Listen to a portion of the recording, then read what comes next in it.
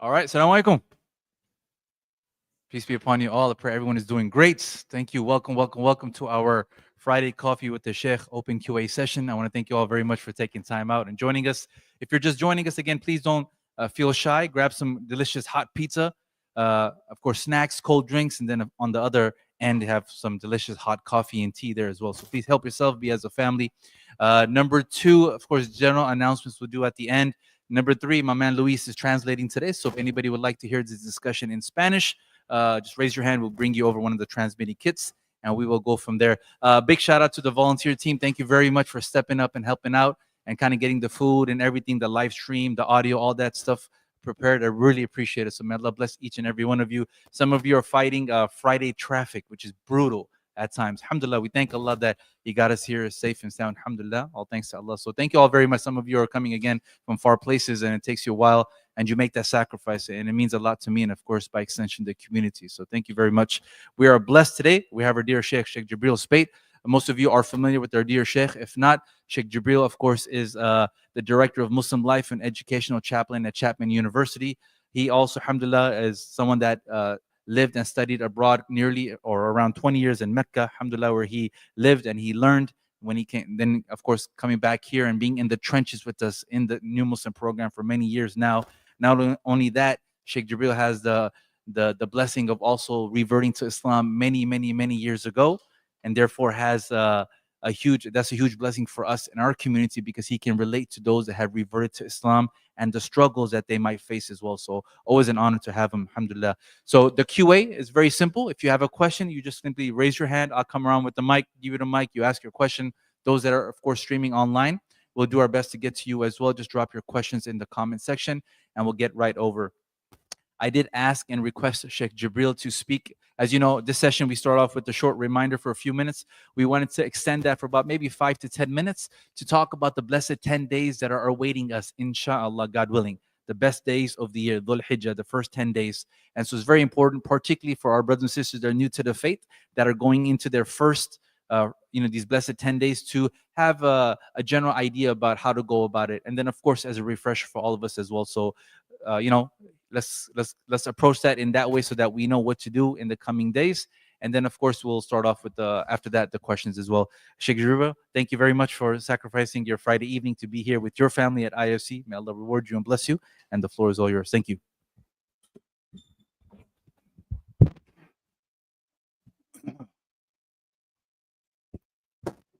Okay.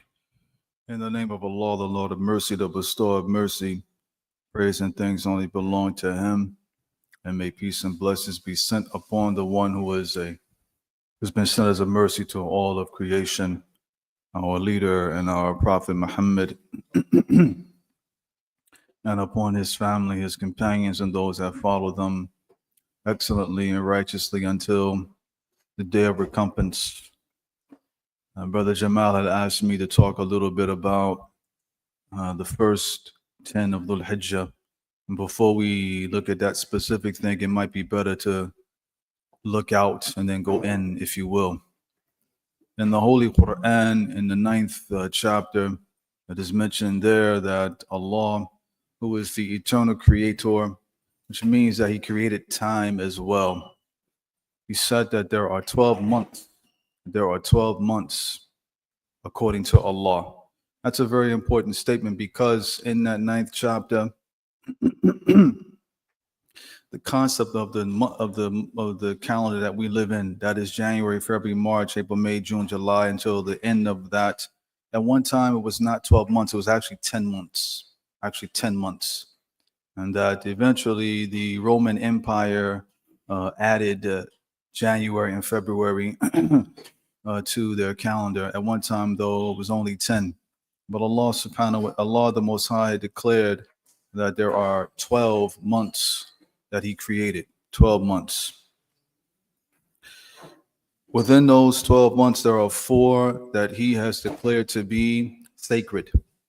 Within the 12, there are 4 that He has declared to be sacred.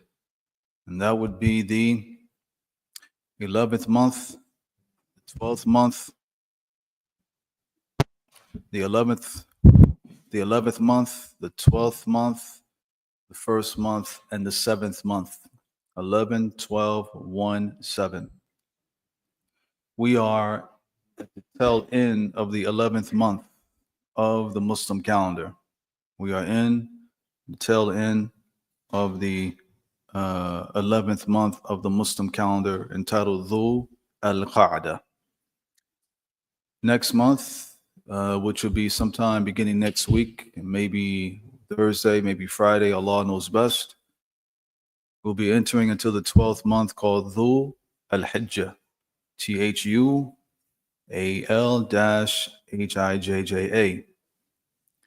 And is named particularly because it's the month of Hajj or pilgrimage. It is the month of pilgrimage. Y'all gonna have to fix this mic one day. That ain't your fault. That's okay. It keeps on doing it. Don't matter. It's been doing this since I've been for the past few months. Must be mad at me or something. Whatever. You might need da'wah, except Islam. I don't know. We'll be entering the month of Dhul Hijjah, which is the month of Hajj. When Allah also said that there are 12 months and that 4 of them are sacred, He also said that that is the right way of life. That is the right way of life. Some translate it as that is the right religion. But deen, D-E-E-N, is more so way of life, not religion. So he said that is the right way of life, i.e., having a life or understanding that time is 12 months is the right way. And then after that, he said, do not commit oppression upon yourselves.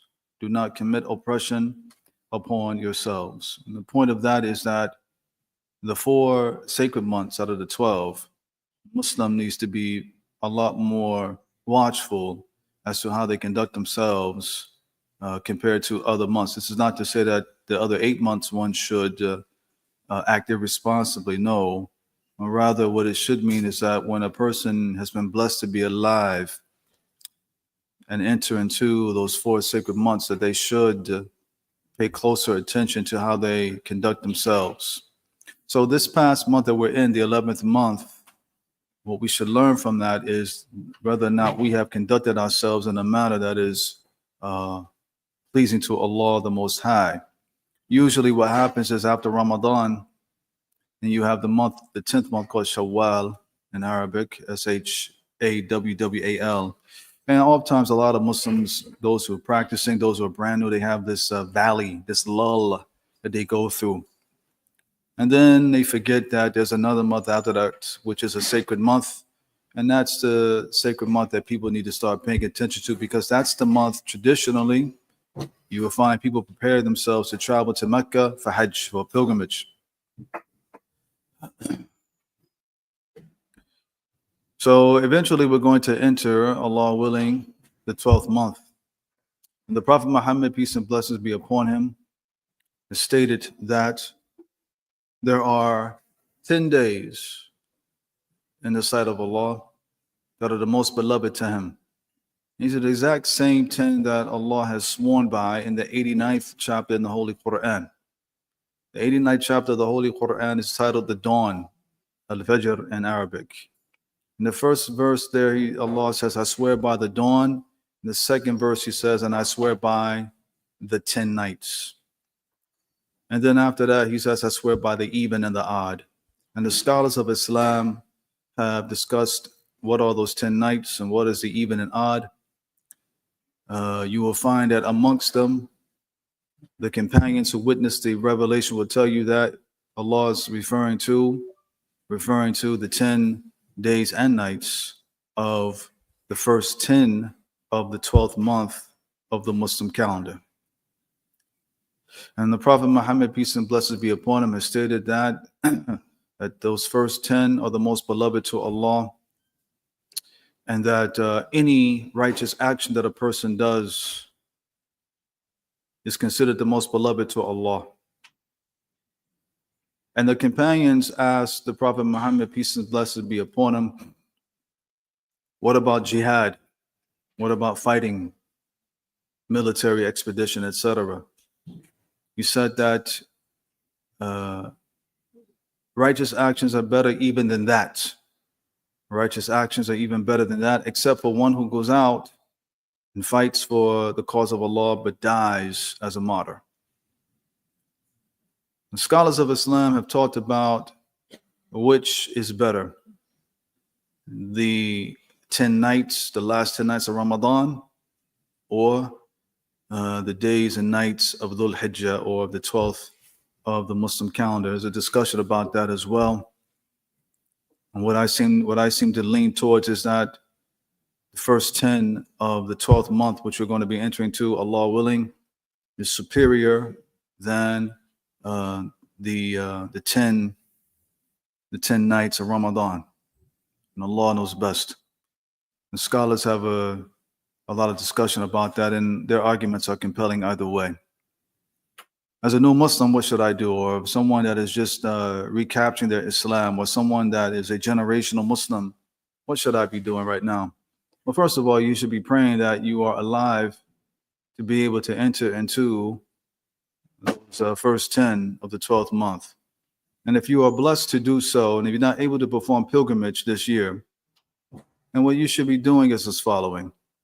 The wording that the prophetic tradition says that any righteous action is beloved to Allah during these first 10. That should be taken, that is not taken metaphorically, that's literally. That means that, for example, in a tradition, and I mentioned this today in my sermon, that the Prophet Muhammad, peace and blessings be upon him, stated that every joint in a human being, it's obligatory upon it to be charitable when the sun rises. Being just between two people is charity.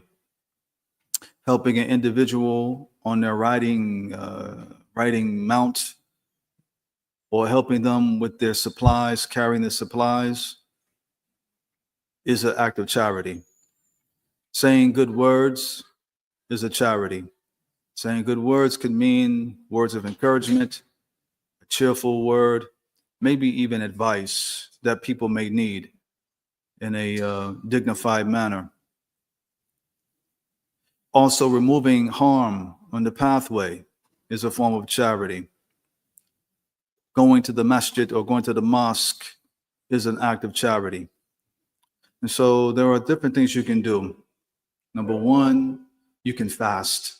Who turned up I guess someone turned the volume. Okay. One thing you can do is you can fast during the first 10. In fact, we have some of the pious, righteous of the past used to fast during the first 10 until the day of Eid. And for the sisters, and this is more so for them than anybody else, if you have to make up your days of fasting that you have to make up in Ramadan, this is a good time to do so, by the way. You can also give charity, literally give charity, whatever you can. Come to the prayer, pray on time. Read more of the Quran in the translation, whether it be English or Spanish or any other language that you know that's been translated to, or the Arabic itself if you're able to. Increase your supplication. Help a brother or a sister. Help a family member. And there are other things you can do as well. For example, all the sisters that are right here today, you don't realize it or not, but each and every day that you wear the proper Islamic clothing, you're earning reward from Allah. And on the first 10 days of Dhul Hijjah, first 10 nights as well, Dhul Hijjah, each and every time you choose to wear proper Islamic clothing in a modest way that you know that you have been taught, each and every day you are earning reward from Allah, and you are coming closer to Him. And those 10 is something that He loves the most. We don't really realize that every single good deed that we do during the first 10 no matter what it is, so long as it's good, i.e., that it is in relation to the Quran and the prophetic traditions, we need to understand that any good deed, literally any good deed that we do during these first 10, is considered beloved to Allah, the Most High, the Eternal Creator. So do not take it lightly. Take it seriously if you can, and try to take advantage of it. Finally, in the first 10, there's a day called Yom Arafat, or Arafat Day. Arafat Day. This day, it is highly encouraged for you to fast. That is the ninth day. That's the ninth day in the 12th month of the Muslim calendar. It is highly encouraged that every Muslim, if you're able to, fast. Unless you're doing pilgrimage, then you shouldn't fast. But I assume that none of us are going to be doing pilgrimage, so you should fast if you can. Why should I fast? Because the Prophet Muhammad, peace and blessings be upon him, mentioned that whoever fasts that day, that all of their sins will be forgiven that particular year that you're in and the upcoming year as well. That's why. One day, an annihilation of sins for the year that you're in and the upcoming year. So if you don't do anything else, fast at the very least. And then after that, you have Eid, the Eid of sacrifice. Jamal did not ask me to talk about that, but if it's presented or asked, I'll talk about it. But hopefully this will give you some sort of a blueprint to think about as you are entering the first 10. We ask Allah the Most High to grant us success to be able to enter into the final month of the Muslim calendar and the ability to excel in righteous actions to the best of our ability. Ameen. Ameen, Sheikh. Thank you so much. Appreciate it. So let's go ahead and get started with questions. Of course, we want to give preference to our brothers and sisters that are new to Islam or any guests that are joining us. Once we cover those questions, then we can get over to our community and mentors, if that's okay. So who'd like to start it off for us? Sister Yuki. Assalamu alaikum warahmatullahi wabarakatuh. Alaikum salam wa rahmatullahi wa barakatuh. Jazakallah khairan. Welcome. Wa iyaki. So yesterday at work, I had a very, very challenging day. One of the patient, from the moment she woke up from the anesthesia, her sentences were filled with F this, F that, S this, and B words, and beep, beep, beep, beep. And I was so frustrated. I do still have to take care of the patient, and I did my best. But there are moments I had very difficult time. And as a Muslim, and also as a professional, I try to remain without saying things. So in this case, and this patient is expected to return to the OR many times over in the future, which means that I will probably see the patient again and again. Would it be okay for me to, since if you can't say anything nice at all, can you just remain silent and take care of the patient? Yeah. Well, first of all, may Allah reward you for being a service to humanity and the profession that you're doing. And without a shadow of a doubt, it can be challenging. The reality, sister, is this, that Allah has mentioned in the 25th chapter that we have made you a trial for one another. We have made you, in other words, we made human beings a trial for one another. And then after that, Allah asked the question, are you steadfast? Are you steadfast? Some translate it as patient. The point being is that, number one, it's important to recognize and be reminded that there are going to be times where, whether you're working or even people that are close to you, in your social circles, sometimes they're going to test you. Sometimes they're going to test you. So Allah has now decreed for you to be tested by an individual who is going to be testing your patience. Okay, so you have a few options. With respect to your prayer, when it's time to pray, yes, it's going to probably be a struggle for you at times to not think about the interactions that you just had with that individual. That's human. It happens. And whatever you do, try to focus to the best of your ability. And in the midst of your prayer, ask Allah to make things easy for you and grant you success and how to deal with this individual and other people like them. Number two, the best course of action, as the elders would say, if you don't have anything good to say, then be quiet. You're absolutely right. The Prophet Muhammad, peace and blessings be upon him, said something similar when he said, whoever believes in Allah on the last day, let them say something good or remain silent. Whoever believes in Allah in the last day, then let them say something good or just be silent. And the word that he uses here in Arabic means to think, contemplate before saying something. All right, not just being quiet, but contemplate before you say anything, because if you say something that's not beneficial, then it's written against you on your bad side.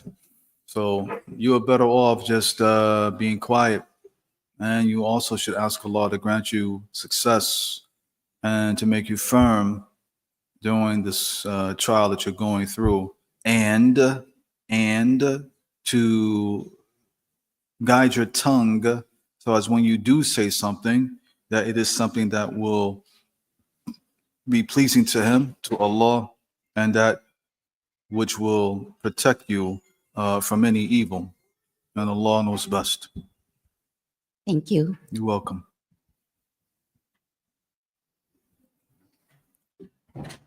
Assalamu alaikum. So, sorry, I have like a couple questions. Wa alaikum salam wa rahmatullahi wa barakatuh. So I saw a video of someone praying and then someone joining them. It was like a quick video with like audio over it. So I'm not sure like what's going on, but I just wanted to know if something like that happens to you, where someone decides to join you, which is beautiful. Do you then like start leading the prayer? And then my second question is, do they join you from the right side or the left side? May Allah reward you for the questions. Sister is asking about joining prayers. Scenario is that an individual is praying. First of all, before I go any further, I don't know if you noticed or not, but just a reminder for everybody, take the University of YouTube very, very carefully. Watch it very carefully. Not everything on there is accurate, especially when it comes to Islam. But I digress, sort of. With respect to joining prayers, you are in the midst of praying, and somebody comes to you or comes next to you and says, Allahu Akbar. So now they're now praying with you. What happens then? You are now leading the prayer. You are now considered in Arabic the Imam for that woman that's joining you. So now you're leading the prayer for you and for that individual. It's totally fine. You will continue your prayer as is. You will continue your prayer as is. What does that mean? Let's say, for example, you were praying and you started your second unit of prayer, and then an individual joined you. You continue praying in accordance to your number, not their number. All right? You with me so far, or did I lose you? Oh, yes. Huh? Yeah, we're good. Okay. So you continue your prayer, and then you say, Assalamu alaikum wa rahmatullah, Assalamu alaikum wa rahmatullah. They get up and they finish their prayer. If they have to finish the number of prayers. If they don't, then that's not your concern either. And as far as you or anybody else joining an individual in their prayer, then you should pray. You should join them on the right side, not the left side. The right side, not the left side. That means that if you're leading a prayer, and some Jamal was to come and join me, the Jamal should be on my right, not on my left. And there's a prophetic tradition where the Prophet Muhammad, peace and blessings be upon him, was praying individually. And a companion came to join him in prayer.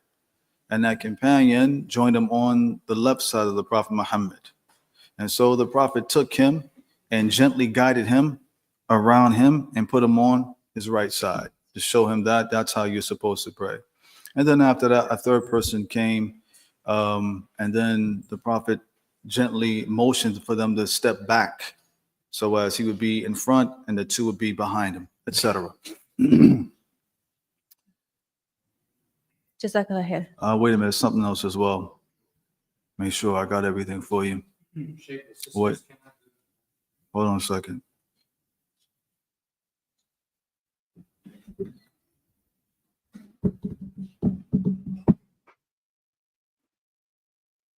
Okay, I think that's all for now. Yes. Thank May you. Allah bless you. You're welcome. What were you going to say, brother?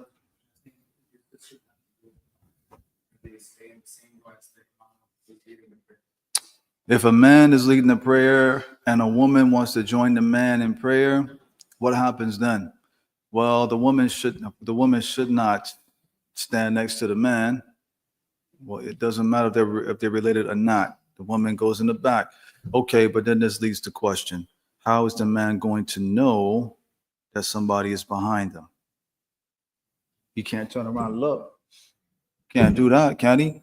You can't do that. All right. So there are a few things that could be done. Amongst them is the sister could say, in a voice that's, Allahu Akbar, as if to indicate that hey, listen, I'm following you. That's possible. Or that's possible. Or if the brother, and this happened to me sometimes, where I pray, there's a little small metal piece, but I can see that it has a reflection. And sometimes I'm praying, I can tell that somebody's behind me. That's a sister, right? And so then I'll raise my voice, let it be known that, okay, I see that you joined me in prayer, and we can continue from there. So it depends on the individual, but that's not your concern. That's up to that person. You still pray as you pray. They follow you accordingly. You understand? All right. So, and they can tell usually from your movements, even if they can't hear everything, usually they can tell by the movements. However, it might be better as well for the sister simply just pray by herself in that situation instead of any possible confusion. And Allah knows best. Yeah. Mm-hmm. Excellent. Thank you so much. Questions? Did I see? Let's get somebody else. And is it a follow-up to this? So can people pray with you when you're praying sunnah, like you're doing just 2 rakats when coming into the masjid, and somebody tried to join you? Yeah, there were some scholars that take the position. There are some scholars that take the position that if a person is praying their non-obligatory prayer, and then somebody joins that individual for the purpose of that person praying their obligatory prayer, some scholars take the position that that's fine to do. I don't take that position, but there are some scholars that do take that position. So it's open for usage, and Allah knows best. Thank you. You're welcome.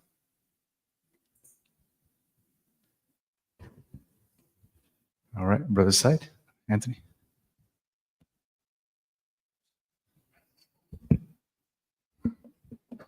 Assalamu alaikum wa rahmatullahi wa barakatuh. Wa alaikum salam wa rahmatullahi wa barakatuh. So my question involves prayer as well. I have gotten a new job where I work in a restaurant, a very, very busy restaurant. And it gets so busy sometimes that all or most of the servers become overwhelmed. So it's very hard to find coverage amongst my tables that I'm serving to get coverage to be excused to go pray. On top of that too, with a lot of the busyness going on, sometimes it leaves my mind to be able to think about going to pray. So I know I believe there's different perspectives or opinions on making up missed prayers. So my question would be, what would be the recommended thing to do if I miss these prayers unintentionally, and would it be held against me if I'm knowingly in a job where I'm put in a situation to miss these prayers? Have you informed your boss that you have to pray Yes, and they didn't care? they did, but like I said, everybody gets very, very occupied and overwhelmed at times to where other servers don't always have the ability to cover me. I know that's kind of, um, I guess, a little bit against the um, religious accommodation in the workforce, you know. But like I said as well too, I also am so busy that sometimes I even forget to pray because I'm so constantly just kind of go, hurry, try to take care of everything that I'm working with. So, question. And what are your general hours of working? Usually it's from about 4:30 to 5 in the evening up until around 10 p.m., 11, sometimes 12. Okay. Then this is that is your usual schedule? Yes, those are the only hours that they provide to work. Okay. The first thing that you should do is you're going to have to pray your late afternoon prayer immediately. That is to say, you need to pay real close attention to your prayer app and pray that immediately, ASAP. All right? You got to pray that like ASAP. So if it comes in at 4:33, at 4:34, you've already been cleaned up to pray. Boom, you're praying. All right? And just pray the first chapter and finish it. I don't say finish it in a rocket fast way, but you got to pray that prayer. All right. Then after that, what you have to do is then after that, you have options in your specific situation. This is not applicable to everybody in this room. Do not leave this room talking about, oh, I can do this, that, and the third. No, you cannot do this, that, and the third. This is applicable only to my brother here. Okay. Hey, okay. Thank you. Thank you. I would like to add as well too that I attained this job to help eliminate like a debt that I owe. So it's not like I'm purposefully or like doing it knowingly that I'm going to miss all these prayer. I'm just trying to get out of a situation to help, and this is one of the situations that I'm now in as well too. We ask Allah to open up the doors of provision for you and make it easy for you to take care of your debt. So before we talk about what you should do, there's a prayer that I hope you'll memorize today. And everybody should memorize it. It's in English. You ready? I'll tell you in English, okay? Y'all ready? I hear the brothers. I don't hear nothing about y'all sisters. Y'all sisters today, man. What's wrong with y'all, man? Usually the sisters be on point and the brothers be like tripping. What's going on? Yo, y'all ready or what? Yes or no? Hello? Y'all ready? Yes. Okay, I like that. She said, yes. Okay, yes. Shaykh, we ready? Just chill. All right. Oh, Allah, make the halal, make the permissible. Oh, Allah, make the permissible sufficient for me than the impermissible. You get this? Say it again. Oh, Allah, make the permissible sufficient for me than the impermissible. And make me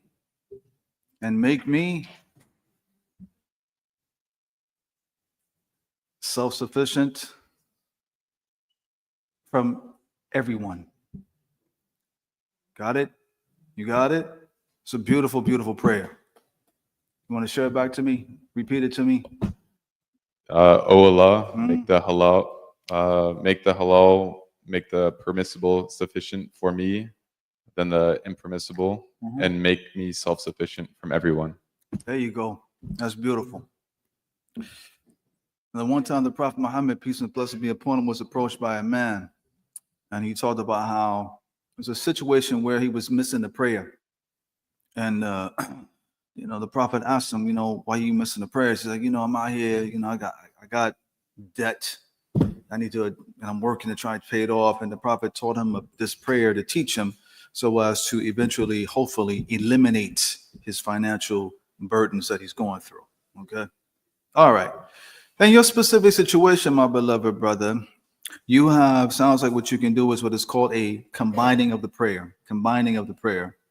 So one option you can do is, if you can, is to look at, survey your situation after sunset.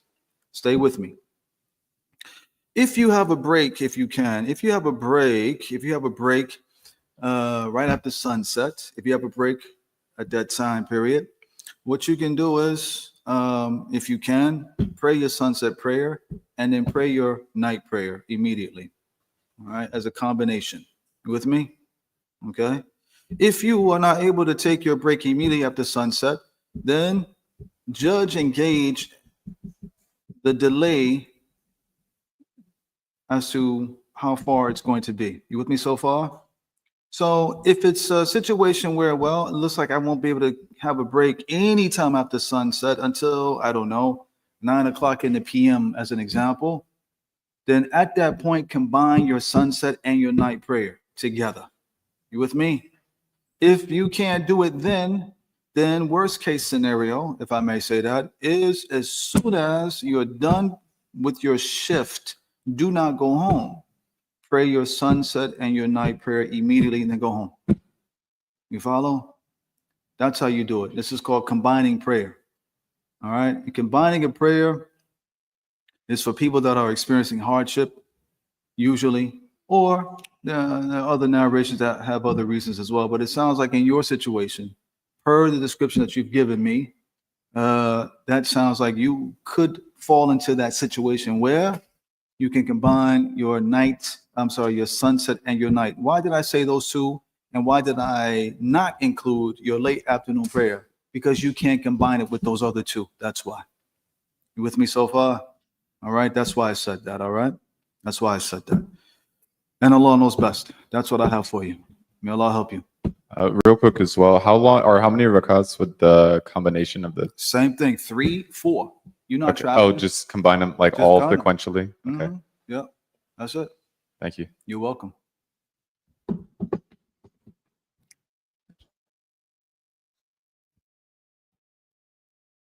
Questions before we get to the question, Sheikh Jibreel. It was beautiful as you said that. I glanced over and I saw people taking notes on their phone, writing it down, doing all kinds of things, man, writing on their hands and so. No, I'm just kidding. But they were actually taking notes, both brothers and sisters side. So we do appreciate it. May I request you to say it one more time for those that are online that might have missed it, if that's okay. It's gonna cost him some money. You know what I mean? It's beautiful. I just we I think all appreciate that. So from the Sheikh himself, inshallah. We're gonna pass it now. I'm gonna ask the sisters. Who wrote it down? Who wrote it down? Go. It has to be on the mic for the online audience, inshallah. Go. Who's gonna do it? La hawla wa la quwwata illa billah. Nobody's comfortable? That's cool. All right, I'll do it then. I'll do it. Oh Allah. Y'all online.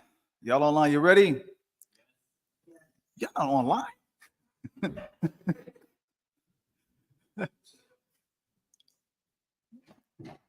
So I'll wait. You give the brother a pound. Make him sit down. MashaAllah. Welcome. Jamal, we got to get confirmation of the people online. Are they with us or not? Yeah, they're online. Are they with us? They ready? Inshallah, they're ready. Yes. Give me a thumbs up online if you guys are ready. If And you're ready, this applies, of course, applicable to those on site here as well. Those that might not have caught. yeah, Got it, okay. yeah. Mhm. Inshallah. Bismillah, Sheikh. Yeah, they give you a thumbs up? Not yet, but I'm sure they'll get it. Nah, that's corny. Come on, y'all. Hello. One person give me a thumbs up. If you Okay, guys are that's ready enough. online. That's sufficient. So that's sufficient. All right, you ready? Here we go. Oh Allah.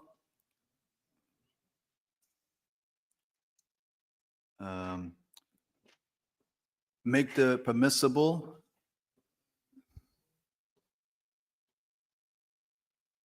no, that's not what I said. Oh Allah, let me be pleased with the permissible and not the impermissible.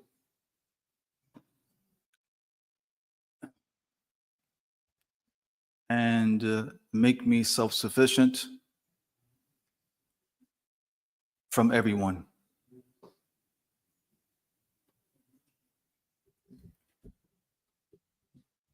Explanation of the prayer is that you have two things: permissible and impermissible. Okay. And sometimes the permissible things that we acquire, they may seem smaller than the things that we can get by impermissible means. For example, one of the most common, of course, is money. Many of us are tempted or can be tempted by getting a certain amount of money. It's smaller compared to what we can do if we were to do it by impermissible means. And the soul is desirous. That is the reality of our souls. And so this prayer, what it does is we ask Allah to grant us to be pleased with the permissible that He gives us, and don't even look at the impermissible. We are content. We are satisfied with the permissible, even if it's smaller compared to the impermissible. And then the second half of the prayer is also beautiful, because what it does is that it teaches us to not depend upon anyone except who? Allah. That's why. All right. The purpose of the second half of the prayer is to teach us to never depend on anybody for our provisions except Allah. All right. Because once a person starts depending upon other people for their provisions, they are in essence becoming a servant to the individual instead of a servant to the one who created everything. That's the point. And also a final thing is that it teaches us this idea of self-worth, that all of us are valuable people, and we should strive to be valuable, including not wanting to always lean upon other people for our sustenance and our way of living. Those are some benefits that we can learn. Maybe in Islam 101, we can go deeper into that discussion someday down the road if I'm still alive, inshallah, Allah willing. No. Thank you so much, Sheikh. You're So, welcome. Suzanne, Maribel, Zebu, and a few other people gave a thumbs up. So they say thank you they're with you, inshallah. You're welcome. Inshallah. That's good. I'm glad.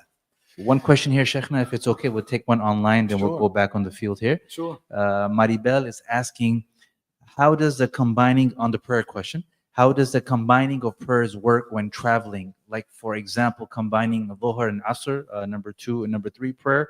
Would I do a total of 8 units or 4 units in one prayer? Okay, so it's very important that we understand with respect to the rulings connected to prayers. One of the issues, of course, is two things: combining prayers and shortening prayers. Combining prayers and shortening prayers. Combining prayers and shortening prayers.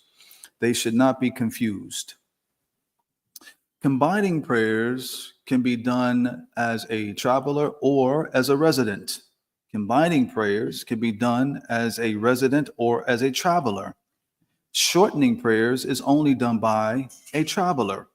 Shortening prayers is done only by a traveler. And there are situations where a traveler can shorten and combine. That is the situation. When is that? It is when the individual is in the process of traveling. What does that mean? I live in Anaheim and I'm going to travel to San Francisco, for example.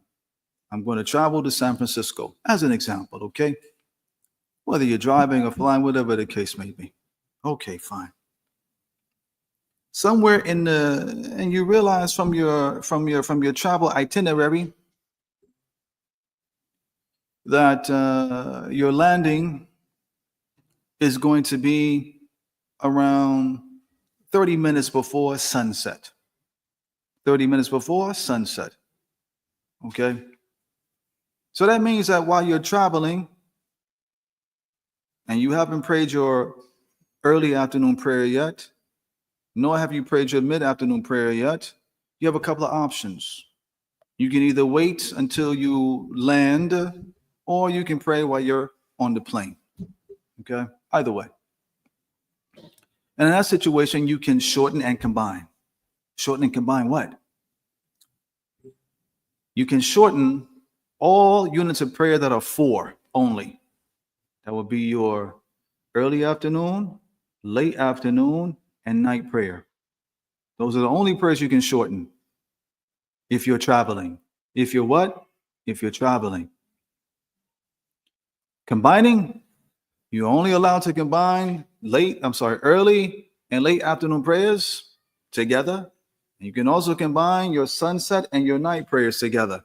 Notice that your dawn prayer, you cannot combine it with anything. It must remain independent. Y'all with me so far? Did I lose you? Y'all with me? Beautiful. All right. So going back to the plane situation, I'm traveling. We're going to San Francisco. And I said, you know what? This is what I'm going to do. I'm going to pray when I get to the airport. I got some time. I can do this. Cool. So you get off the plane, you take off your bag, and this, that, and the third. You go to the bathroom, get cleaned up for prayer. You find a little spot, in the airport, whatever. Take out your prayer rug, and then you do the following. You pray your early afternoon prayer, 2 units of prayer. And then after that, right after that, you pray your late afternoon prayer, 2 units of prayer. You've shortened and combined. You fulfilled your rights to Allah. You're done. The other option is to do what? Let me play on the plane. I don't know how it's going to be. I got to check my bag. It might take a minute, this, that, and the third. A lot of confusion. Okay, you can do that too. You can pray on the plane as well by doing exactly what I said. But of course, there are some other things you got to consider, wherein you pray 2 units of prayer for your early, 2 units of prayer for your late, combined, shorten and combine, and you finished. You're done. If it was sunset/night prayer, you do something similar as well. And Allah knows best. And Allah knows best. I hope that helps you out, inshallah. All right, perfect. That leads us right to the tail end of the conversation. Sheikh Jibreel, Speight, as always, thank you so much. Let's get a loud Allahu Akbar on 3 for Sheikh. 1, 2, 3. Allahu Akbar. May Allah bless you and reward you. Thank you all very much. For those that still had questions, should you want to send it over to me, I'll be happy to, inshallah, get it over to Sheikh Jibreel. A few announcements, and of course, we're going to head over to the prayer hall, get ready for prayer in about 20 minutes or so. Number one, again, Sheikh Jibreel, always an honor to have you with us, my man. Thank you so much. May Allah bless you, reward you. It's always a treat. It's always a treat. So thank you so much. May Allah bless you. Number two, I want to thank my man, of course, Francisco, who offered to translate, though we had nobody that wanted to take advantage of that. No worries at all. But thank you for offering it. Inshallah, you get the reward for that as well. May Allah bless you. Number three, I want to give a shout out to our greeters, Luis and Sister Jennifer. As you guys have probably noticed, as you walk into our classes now, you see a brother greeter and a sister greeter with welcoming, just smiling faces. And that is so that everyone is welcomed when they come in. So I want to thank you both very much every week, every Friday, every Sunday, stepping up and helping us out. May Allah bless each and every one of you. Thank you very much. A few things going on tonight. As you know, every Friday night after our session and prayer, we have a main adult session here, Friday night main program for the community, right? And then we have breakout sessions for the youth as well. So if anybody has kids, nieces, nephews, make sure to bring them. The youth program here is amazing. So what they do is typically they'll make an announcement after prayer, letting you guys know regarding the youth, where to go. But then they have a big whiteboard as well outside they'll post with the different classrooms and the age range. So again, if you're parents, you have nieces or nephews, make sure to check out that program as well. But Sheikh Mohammed Al-Zahid, the religious director here at IIOC, he'll be doing a session tonight on pilgrimage, on Hajj, as we're getting and preparing for the first 10 days of the 12th month of the Islamic calendar, God willing. So please join us afterwards. Number two, this coming Sunday, very important event. As I announced last week, we are gearing towards a marriage event for our new Muslim brothers and sisters only. But in doing that, we want to make sure we educate ourselves in approaching that, right? So this Sunday, it's a very important event on the Revert Marriage Workshop. What you need to know before even getting ready to get married, we have to all get educated on the process as well. Sheikh Jibreel, this might be news to your ears, but what we're trying to do, as you have probably heard in many communities, a challenge that's being faced is people trying to get married, right? Particularly for our new Muslim community. What we're doing is creating a platform where new Muslims or reverts can marry other reverts should they want to, for a number of different reasons. And we sent out a survey, and I want to thank everyone that helped us out with this anonymous survey. I think over 80 people filled that out, about 80 people, and expressed interest, the vast majority of them, to be in this type of platform. Again, you have reverts marrying those that are born and raised into a Muslim community, and then you have reverts that want to marry other reverts. We specialize more in the revert to revert, if you will, kind of platform, because the community itself holds general for the community, kind of like matrimony services. That one actually sold out, right? For those of you, if you got in, you got in. If not, then you wait for the next one, God willing. But again, this Sunday, Sheikh Mohammed Zaid is going to be conducting that workshop. So again, whether you're looking to get married or not, it's good to be educated about it as well, right? And well informed about it. So please join us. That will be our session for this coming Sunday. And that's part one. Part two is going to be next Sunday with Sheikh Tariq. We're doing a real talk series on marriage as well. So taking the questions that you guys have specifically on the matter and then having a discussion. So it's a two-part series. So please make sure this Sunday and then next Sunday as well, two-part series. And then we'll release the date about the event itself, registration, all that good stuff that we're preparing on the back end, God willing. Then, of course, regarding the 12th month of the Islamic calendar, Dhul Hijjah, as Sheikh Jibreel mentioned, our next week around, Wednesday, Thursday, May 28th, 29th, it will be announced, but just giving you a heads up in about maybe 5 days or so. Again, they will be announcing it. And so do your best within those first 10 days, particularly those 9 days, to whatever good deeds that you're doing, you're just going to, of course, increase that as much as you can as well. The day of the 9th, the day of Arafah, the day before the Eid, the holiday, I am assuming, and I'll get back to you, I'm assuming the masjid here, the mosque, is going to have a fast in iftar, a fast breaking meal together as a community. So stay tuned for that. We're going to get together and enjoy it as well. Two more things, and I'll call it a session.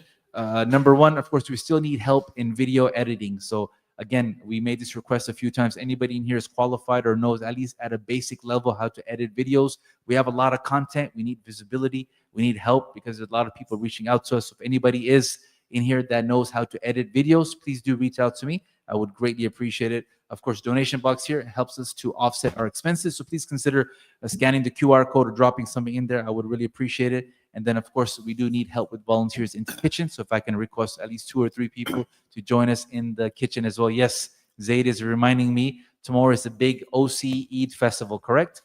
Is Silverado? And that is like half an hour from here, I think, right? 20, 30 minutes. Okay, so how many of you are going, by the way? Just show of hands. It's like 3.5 of us. Isn't that called the Eid? It's called the Eid thing? Yeah, Eid Fest. OC Eid Fest. Is that what it's called? Zaid? What is it?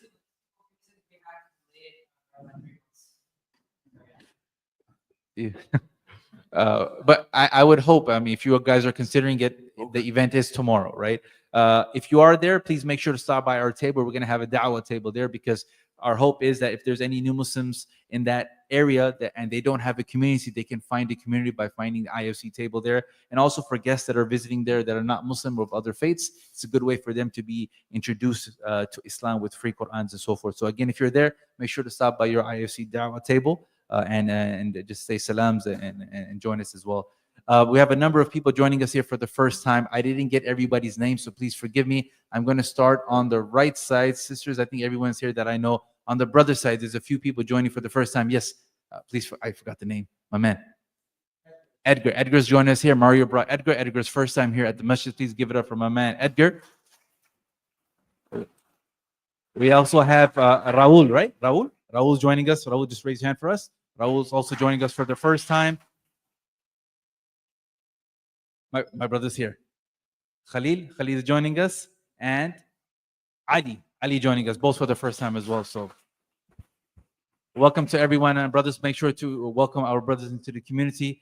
And then, of course, in about 20 minutes or so, we're going to offer our Maghrib, the after sunset prayer. But let's get together for the Friday night session. I need help in putting the tables away. We'll keep the chairs, just got to put the tables away on the racks. So there's a rack over here. And then, of course, there's a little table area you can put there as well. Grab some snacks and coffee, and we'll see everybody in the prayer hall. And then please don't forget about Sunday. Thank you all very much, Sheikh Jibreel. As always, may Allah reward you. Assalamu alaikum to Allah.